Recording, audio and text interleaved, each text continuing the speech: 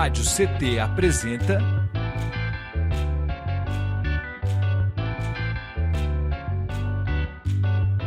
CT na Cultura, com Meire de Origem. Um programa do Sindicato Nacional dos Servidores Públicos Federais da área de Ciência e Tecnologia do setor aeroespacial. Salve, salve! Olá, olá, web espectadores, ouvintes e ouvintas da Web Rádio CT. Está começando mais um episódio do CT na Cultura, comigo, Meire de Origem, uma realização do Sindicato dos Servidores Públicos Federais da área de Ciência e Tecnologia do setor aeroespacial em São José dos Campos. E vocês se conectam conosco aqui pelo nosso canal do YouTube, Rádio CT. Se você não for inscrito, tá perdendo tempo. Já se inscreve aí que é de graça. Não esqueça de deixar o seu like, que é para auxiliar a gente, né? O YouTube entender que o conteúdo é maravilhoso e ajudar a gente a distribuir esse conteúdo e outros. Lembrando que toda semana tem episódio novo para mais pessoas. Combinado? Gente, seguinte, recadinho dado. No episódio de hoje, vamos falar sobre o manto da transição. Narrativas escritas e bordadas por uma mãe de trans, mergulhando de maneira sensível e profunda na interseção entre a literatura, as artes visuais e as experiências pessoais. Delicadamente bordada, a publicação entrelaça a experiência da autora como mãe de um homem trans, alinhavado com relatos de outras mães. O livro, concebido a partir de um diário, registra os altos e baixos, os medos e as celebrações, os desafios e conquistas do processo materno frente à transição de gênero. Tudo cuidadosamente costurado pela escrita poética da autora. E aí, para contar tudo, isso aqui é só um pouquinho, gente. Para contar tudo sobre o livro, a exposição e todo esse processo, a gente recebe aqui ela, que é artista educadora, dramaturga, escritora e mestre em artes pela USP, Adélia Nicolete. Seja muito bem-vinda! Obrigada, Meire, que alegria estar aqui na Rádio CT, com você, com todo o público. Quanto mais gente a gente alcançar, melhor vai ser para o mundo. Com certeza. Adélia, para a gente começar já assim, começando, né? Fala um pouco para a gente, assim, gente, todo esse processo virou livro, virou exposição, né? Um projeto com tantas possibilidades, né? Conta pra gente, essa ideia de transformar, né, tudo em livro, em exposição, surge no início da transição ou em dado momento do processo? Como que foi? Ah, que bom, Meire. É muito bom falar sobre isso. Acho que a gente pode começar mostrando o livro, né, que você mencionou. É esse livro aqui, publicado pela editora Alfarrábio, tá quentinho, foi publicado esse ano, tá fresquinho. A ideia do livro, a ideia da exposição, que a gente vai falar um pouco mais daqui a uns minutos, ele surge depois que o processo de transição do meu filho já estava tranquilo, né? Esse, esse livro é fruto de um projeto que eu enviei para o PROAC, que é um programa de ações culturais da Secretaria de Estado, né? E que financiou tudo isso. Financiou a produção do livro, a produção dos bordados, as exposições que a gente fez. E tudo isso é fruto de um processo de transição de gênero do meu filho mais novo, Bernardo. Ele começou a transição em 2013, mais ou menos. Em 2014, nós, como família, ficamos sabendo dessa transição, né? E a partir daí eu comecei a escrever um diário pessoal meu para falar desse processo que eu estava vivendo. Porque o processo dele, né, o processo da pessoa que faz transição de gênero é Sim. né? Ela segue o caminho dela a partir da identificação de gênero, né, que ela vai fazer a transição, ela segue todo o processo. Cada pessoa vai fazer um processo diferente da outra, né? Alguns vão tomar hormônio, alguns vão tirar as mamas, Tem alguns que não fazem nada disso, né? Existe uma aparência masculina, mas não é feita nenhuma intervenção, enfim, segue um caminho. A família segue outro, né? A família ela está envolvida emocionalmente, ela está envolvida socialmente, porque ela tem o convívio social todo com outras pessoas e é muito a família que vai fazer essa intermediação da pessoa que faz a transição com a sociedade, né? Vai lidar com tudo isso de uma maneira diferente. E para eu ter suporte psicológico nesse momento, eu encontrei no diário um instrumento, uma ferramenta muito importante. Porque tudo que eu passava, tudo que eu sentia, todas as providências que eu tomava, eu anotava lá. Porque há 10 anos não havia a visibilidade como existe hoje. A novela Força do Querer não tinha ido ao ar ainda, não se falava em transição. Então, quando a notícia veio até mim dessa decisão dele, eu fiquei muito abalada. Em primeiro lugar, fiquei com muito medo, né? Porque a gente sabe que a sociedade, a violência, a transfobia, a LGBTfobia estão aí. Fiquei com medo, fiquei me questionando o porquê aquilo estava acontecendo, querendo saber os motivos, querendo saber a origem do processo, e eu não me sentia à vontade para falar com as pessoas, porque eu não sabia se ele ia mudar de ideia, eu não sabia se aquilo ia durar muito tempo. Então, quem eu procurei? Terapeuta, endócrino, uma psicóloga, pessoas com quem eu pudesse conversar, profissionais da área, para que eu me informasse. E ainda havia pouquíssima informação a respeito, sabe? No mais, Meire, eu anotava tudo no diário. O meu sofrimento, os meus medos, as minhas questões foram todas colocadas lá. E também o que estava acontecendo com ele, né? Isso foi para mim um modo de cuidar de mim mesma, sabe? Foi uma saída que eu encontrei para ficar psicologicamente bem, despejar tudo lá. Nisso ele foi fazer a mastectomia, né? Foi tirar as mamas para ter uma performance, um visual masculino mesmo. Começou a tomar hormônio, fez a retificação do nome, né? Uma nova certidão de nascimento. Então, o processo foi seguindo e aquele estranhamento todo, aquele susto todo original que eu tinha, vendo que ele estava bem, que ele tinha encontrado consigo mesmo, que aquilo tinha sido muito importante para ele, vital para ele. Quando tudo ficou mais tranquilo, por volta de 2021, mais ou menos, eu perguntei para ele: eu estou querendo fazer um projeto em que eu possa compartilhar o meu diário com as pessoas, em que eu possa falar sobre a transição de gênero em família. O que é que você acha?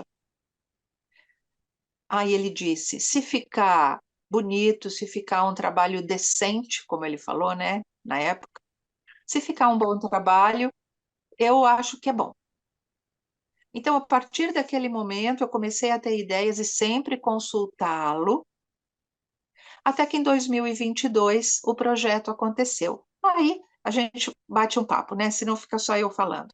Mas foi em 2022, Meire, que surgiu a ideia para o projeto como ele se configurou. Que incrível! E aí, assim, 2022, pensar que esse processo começa aí em 2013, mais ou menos, né? Ou seja, quase 10 anos depois que você já estava mergulhada nesse projeto, como você falou, né? Já estava lá na frente, já estava meio que, né? meio que resolvido, vamos dizer assim, né? O processo todo, né? E aí eu queria que você falasse também pra gente qual que foi o papel assim da arte, da literatura, porque todo esse projeto ele é um projeto muito artístico, né? Que vai envolver aí bordado, que tem a exposição, tem, né, a literatura aí, né? Enfim, essa coisa poética mesmo, né? Que envolve todo esse processo, porque a gente está falando de vida, de sentimentos, né? E etc. Então, eu queria que você falasse também, né? Qual que foi a importância, você fala, né? O diário em si, que já é essa coisa literal, nessa literatura, né, praticada ali mesmo, né? Na prática, foi bastante importante, mas e aí, como a arte moldou tudo isso? Ótimo, Meire. É, a minha mãe guardou muitas peças de roupa minhas de quando eu era pequena. E para mim, uma forma de amor é essa, guardar coisas da infância dos meus filhos. E do Bernardo, eu tinha vestidos guardados, roupas dele de quando ele era pequeno, roupas de momentos importantes da vida dele, roupas que nós usávamos juntos.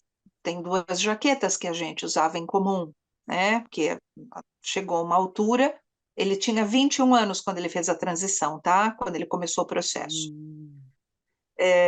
A gente trocava roupa, a gente usava a mesma, né? Eu guardei essas coisas todas, estavam lá guardadinhas. Não sei por quê, por, por uma questão de nostalgia, de afeto, essas roupas estavam guardadas. Quando eu trago, quando eu tenho essa ideia para o projeto, veio na minha cabeça, eu vou resgatar essas roupas, porque não basta o texto escrito. Eu acho que o material em si, né, a matéria dessas roupas vai compor muito bem também, vai dizer alguma coisa, porque eu queria usar a palavra escrita, as narrativas escritas, não só minhas, mas de outras mães, tanto é que eu fiz entrevistas com outras mães, pesquisei vídeos, pesquisei artigos, teses, trouxe a voz delas na narrativa escrita. Mas grande parte das mães também guarda roupas das crianças, objetos, bonecas, isso tudo tem um cantinho especial no armário para guardar esse momento feliz da vida, né? Eu achei que trazendo esses vestidos e ressignificando por meio do bordado, eu estaria fazendo narrativas bordadas. Então, assim como o relato escrito é terapêutico, eu pegar essa roupa que originalmente era de menina e bordar e trazer ali elementos, reflexões, imagens que são do universo masculino, que dizem alguma coisa a respeito da transição, permite que eu olhe para essas peças agora não como de uma menina, mas da própria pessoa que fez a transição de gênero ou do processo de transição de gênero. E aí você está lá, naquele bordado, escolhe a cor, escolhe o ponto, escolhe o risco. Nesse gesto de bordar, eu fiquei quase 1 ano e meio bordando. Algo dentro de nós também se transforma. E aquela roupa que era um objeto afetivo, de memória, guardado no fundo do armário, ele se transforma numa obra de arte que vai ser exposta para o público e o público vai ver e vai ler uma outra coisa ali.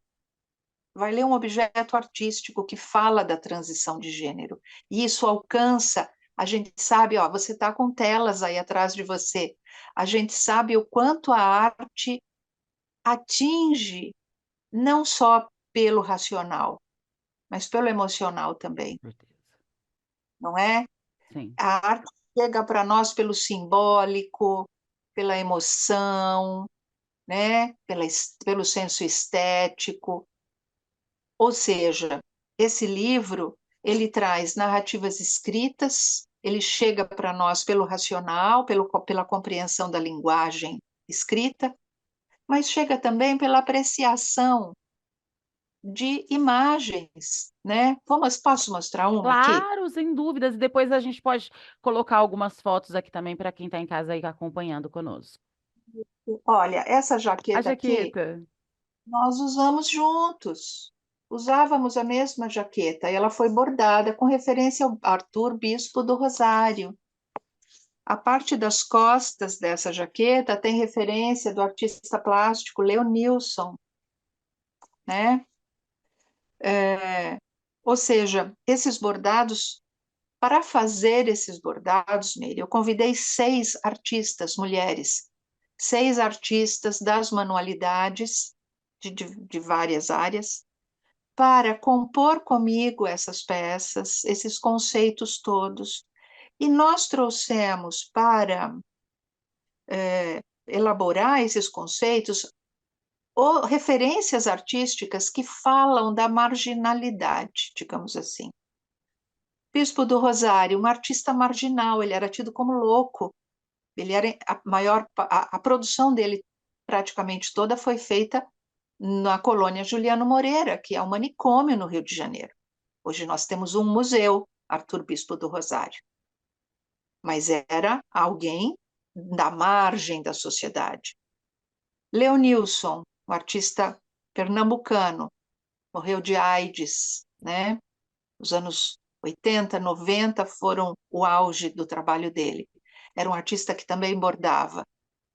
Também da margem, porque era um artista homossexual, foi contaminado pela AIDS e morreu em decorrência disso, né? Trabalhamos a referência da Zuzu Angel, cujo filho foi um desaparecido político, um assassinado pela ditadura militar. Então era também algo ligado à margem. Enfim, Paul Preciado é um filósofo espanhol, também é uma referência nossa. Ou seja, esse bordado traz várias camadas, né? Diadorim, do Grande Sertão Veredas, foi uma referência tão importante que se tornou a capa do livro. É um personagem, para nós, tido como um homem trans. Pelo menos a gente lê dessa maneira, o Diadorim, no livro. Escrita, bordado, palavra, imagem, racional, emocional, tudo isso fazendo uma mistura, uma conjunção para chegar nas pessoas e tocar e trazer a visibilidade para as pessoas trans. Trazer o foco para a transição de gênero, porque a sociedade precisa conhecer para saber lidar com isso e se transformar nessa relação, né? Isso vai fazer com que as coisas mudem, né? É isso, respondi, Meire? Muito bem, eu tô aqui assim impactada, né? Na verdade, desde sempre, né, que a gente começou a conversar, te falei o quanto me tomou, assim, achei muito incrível o projeto em si, né? Justamente por por despertar essa sensibilidade também nos outros, né? Eu acho que essa possibilidade, né, de que outras famílias, outras mães, a sociedade de modo geral possa, né, refletir acerca de tudo isso, né? É sem igual, né? Inclusive, gente, vocês que estão do outro lado da telinha, que estão aí acompanhando a gente, aproveitar para falar para vocês duas coisas. Uma, tá rolando um chat aqui embaixo, então desce aí no chat e fala pra gente o que que você tá achando desse projeto. Você já conhecia, né? Enfim, tem alguma coisa para compartilhar conosco? Pode compartilhar aí, eu vou gostar de descer aqui e conversar com vocês. Combinado? E olha, não esqueça de se conectar conosco através das nossas redes sociais. A produção tá deixando aqui no rodapé e o link na descrição. E não esqueça também de se conectar com as redes sociais da Adélia e do projeto do Manto da Transição. A produção também está colocando aqui, rodapé, link na descrição. Acabando aqui, vocês vão lá e já podem também, inclusive, se conectar com ela, até para, de repente, né, se for, de repente, promover uma roda de conversa, algo nesse sentido, é interessante, né? Porque acho que, como ela já abriu falando, quanto mais pessoas puderem ser afetadas, né, puderem sentir um pouco, né, através do projeto, né, mas puderem trazer essa reflexão para si, para suas famílias, melhor é, né? E aí, ô Adélia, eu queria que você falasse um pouco pra gente, inclusive nesse lugar mesmo, né, de transformar esses sentimentos e esses desafios, porque assim, a gente está falando agora assim, aí parece tão, né, tão bonito, né, assim, nossa e tal, mas imagina assim, né, a gente tem essa coisa poética e até nesse lugar de querer romantizar um pouco, sendo que a gente sabe que, na verdade, né, lá dentro mesmo, assim, só quem passa sabe como que é todo esse processo, sobretudo para uma mãe, né? Eu acho que a mãe, assim, toda a família, mas a mãe, eu como mãe, né, de uma menina mulher, né, de 19 anos, eu fico, e você falou que o processo começa aos 21, né, do Bernardo. Imagino assim, porque é aquela idade da primeira juventude ali, né? Saiu da adolescência e tal, e tá naquela primeira juventude. Enfim, né? Muita coisa para se lidar.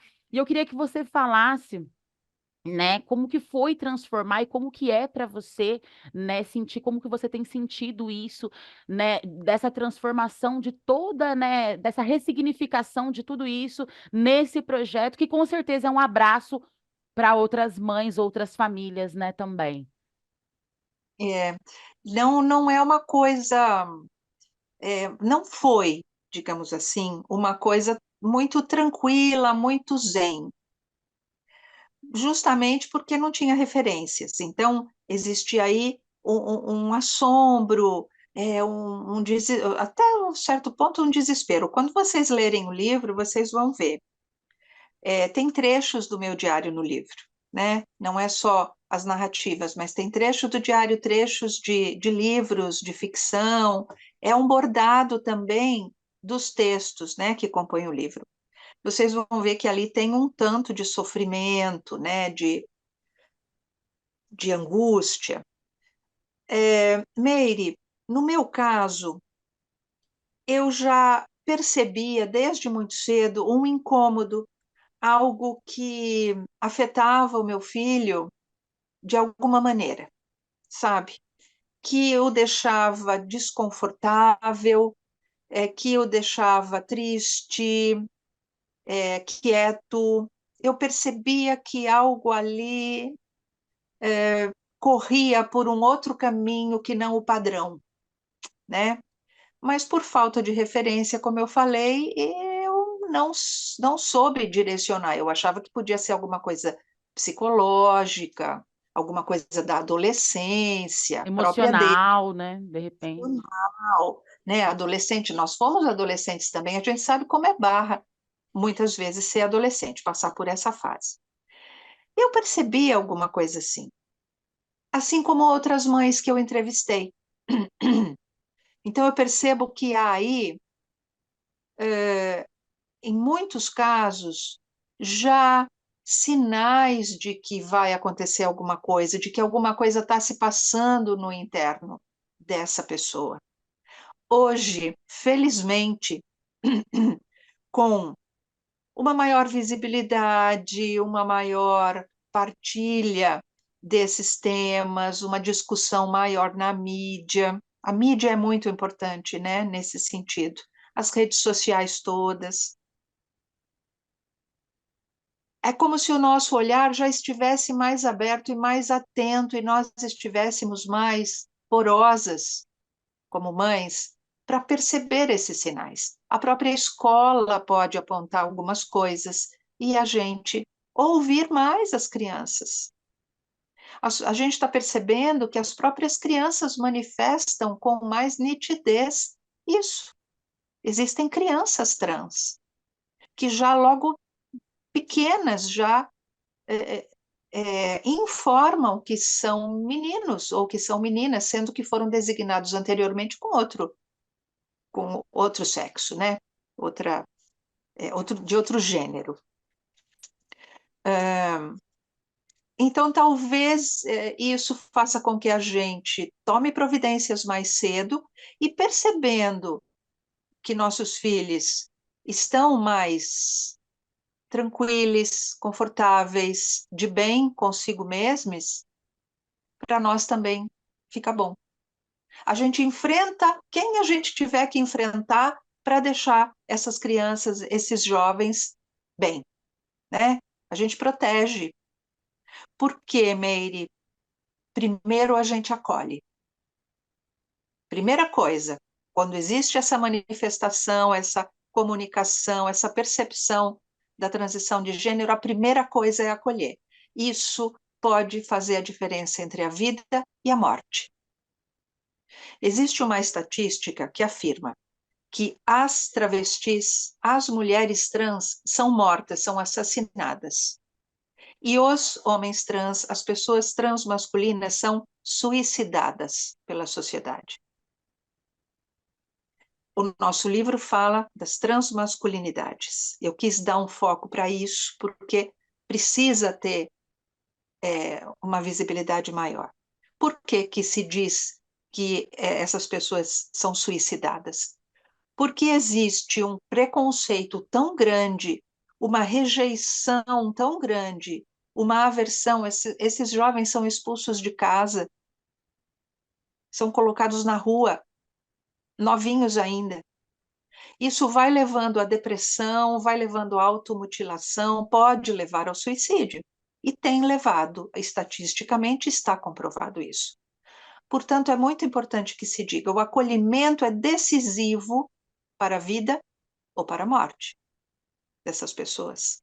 O que que a gente escolhe como mãe, né? Ah, mas a igreja. Ah, mas o vizinho. Ah, mas a família. A gente tem que tomar uma posição. A gente toma posição perante tantas coisas na nossa vida. A gente defende tantas coisas que às vezes não são nem nossas, não são ideias nossas, são coisas plantadas na nossa cabeça. A gente defende candidatos, a gente defende, né, tanta coisa. E não vai defender um filho, uma filha que manifestam é, esse processo de transição? Então, primeiro a gente acolhe, depois, e a gente cuida dessa pessoa. Depois a gente vai cuidar da gente, ou em paralelo a gente cuida da gente, né? Aí a gente vai tomar providência de encontrar um grupo de acolhimento para a família, por exemplo, a ONG Mães pela Diversidade. Foi muito importante e é muito importante para muitas famílias entrar em contato com pessoas que passam pelo mesmo processo, Sensacional. né? A ONG, esses centros, tem cada vez mais centros de referência, atendimento para a população LGBT, para a população trans. Vamos procurar esses espaços. Lá nós vamos encontrar acolhida psicológica, médica, jurídica, burocrática, tá tudo lá, né? Ali, então, a gente percebe que não está sozinha nisso. Outras mães, outros pais também sentiram-se culpados. Eu fiz alguma coisa errada, eu devo ter feito alguma coisa errada, porque como é que, né? Ou então, são os amigos, é a turma, é moda, daqui a pouco muda de opinião. Não é uma opinião, é uma condição, né? É, repito, um dos objetivos do livro é mostrar para as famílias mais pessoas passaram por esse processo com as suas crianças, seus adolescentes. Não estamos sozinhos nessa jornada, né? Agora, o importante é acolher. Há o desespero, há a contradição, há muitas vezes um conflito interno, mas que o amor seja o guia de tudo isso. Isso é o mais importante, é o afeto, né? Você amava essa pessoa até aquele momento, como é que você deixa de amar de uma hora para outra? Porque essa pessoa não atendeu às suas expectativas? No caso das pessoas transmasculinas, porque eu sonhei em ter uma filha e agora eu não me conformo de ter um filho? Mas isso é a minha expectativa. E A o tal partir do do momento, amor incondicional, né? Se é incondicional de fato, né? Não se condiciona a uma sexualidade, por exemplo, né? E Adélia, fala um pouco pra gente também, acho que é, assim, bem importante falar sobre isso, né? Esse projeto foi beneficiado pelo PROAC e, inclusive, já rodou aí a exposição, já tivemos o lançamento do livro, tudo bem recente, bem fresquinho, como você falou, né? Fala como que foi um pouco desse processo e aí, pós-projeto feito, aprovado e o Bernardo. Como é que ele ficou? O que que ele achou? Meire, um processo tão gratificante esse, porque convidei as artistas, posso falar o nome delas? Com certeza. Renata Matteoni, Renata Matteoni de Juiz de Fora, Iviota Calejon de Piracicaba, Karina Nakahara, Ana Paula Patrone de Ribeirão Pires, Raquel Toledo de São José dos Campos, Janice Kirner de São Carlos. Nesse diálogo, nessa troca, nessa criação toda dos bordados, chega então o momento da exposição, porque nós vamos, qual era o projeto, né? Lançar o livro com a exposição e uma roda de conversa. Chegou o momento então de montarmos essa exposição. Chamamos Pitil Bonfim, maravilhosa, queridíssima de São José dos Campos, que já esteve aqui com você. Bem, Também nesse papo, nessa conversa para chegar no conceito da exposição, chegamos e apresentamos em 6 cidades a exposição, o lançamento e a roda. Foi incrível a recepção das pessoas. Ficou belíssima a exposição, nós temos fotos, né? Vamos mostrar vamos algumas deixar fotos. aqui para as pessoas verem, sentirem um pouquinho. É muito É muito impactante, né? A imagem, o contato com essas peças, ver de perto aquilo. Então, todas as pessoas que participaram deram devolutivas muito positivas a respeito. Esses encontros sempre muito acolhedores. Em cada encontro, eu levei uma pessoa transmasculina para falar, não como trans, mas como profissional. Tivemos shows do Drag King Gael em 2 ocasiões. Amo. Curioso também, ele foi se apresentar como profissional transmasculino. E Bernardo me acompanhou em todos esses momentos. Bernardo foi meu consultor temático durante todo o processo. E em vários momentos ele disse: não, não faça isso. Não, isso não é legal. Ou então faça determinada coisa. Então ele esteve e está sempre comigo.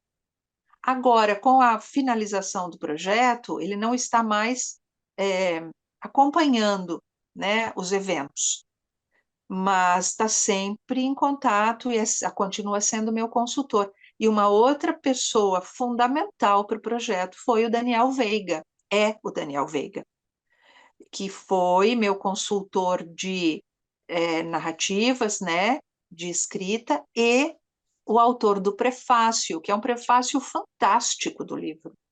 É uma aula o prefácio dele.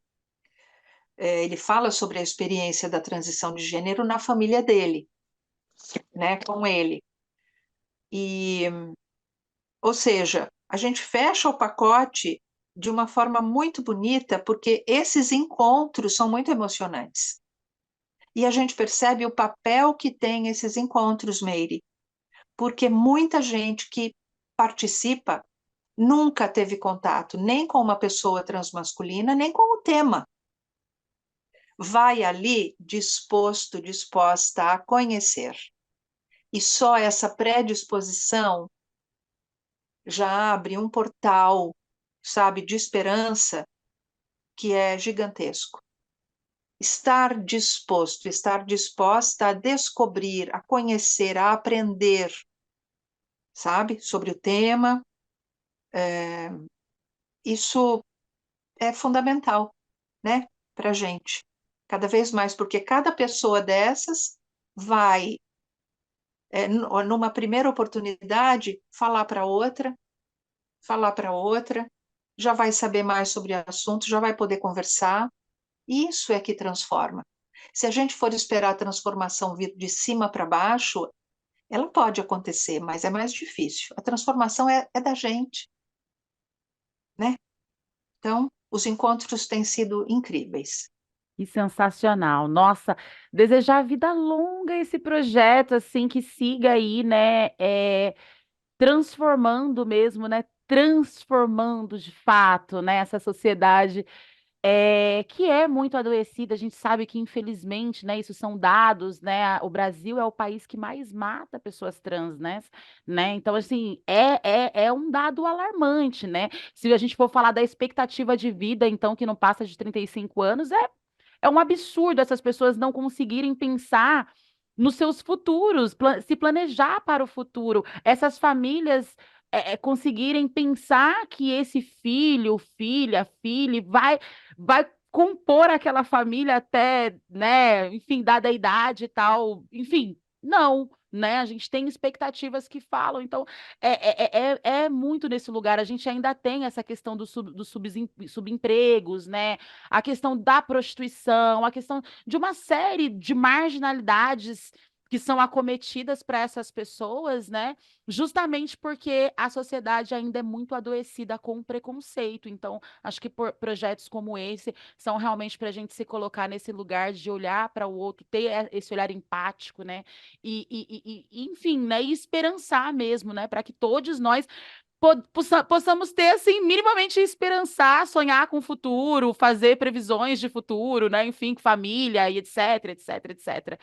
Bom, para a gente encerrar, Adélia, esse papo incrível, eu queria que você só falasse para gente das expectativas e o mais importante, né? Assim, como que a gente acessa esse livro? É possível, né, as pessoas que estão nos assistindo acessar? Eu quero muito ler esse livro, quero muito experienciar esse livro também. Tenho certeza que outras pessoas que estão nos assistindo também. E aí, com relação às expectativas, né? Segue o projeto, vai ter novas exposições, o pessoal acompanha lá na página para saber como é que fala um pouco para a gente aí agora do pós-projeto na rua. Tá. Meire, a gente está muito feliz porque o projeto continua.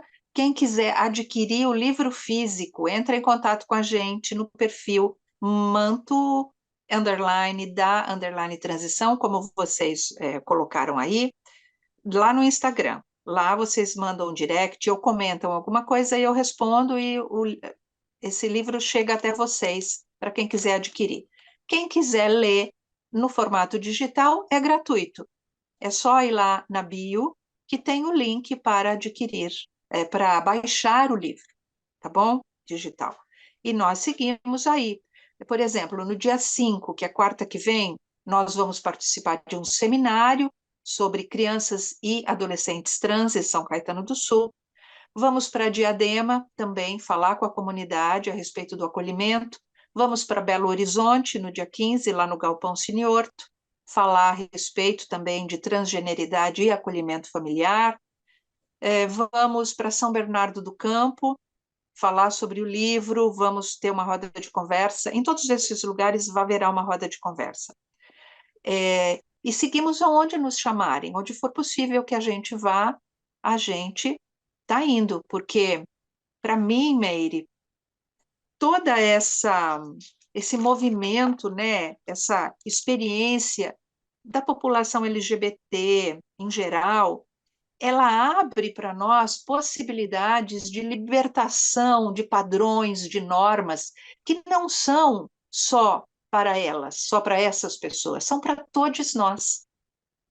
Todo mundo ganha com isso, porque esse padrão em que nós vivemos, binário, marido, mulher, família convencional, isso serve a um projeto patriarcal, um projeto político muito específico e econômico também, sabe?